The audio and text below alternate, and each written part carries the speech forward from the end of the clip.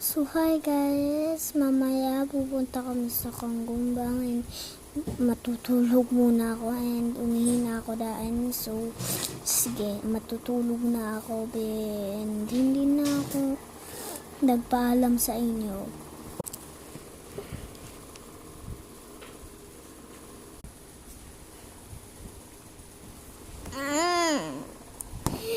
So guys, eto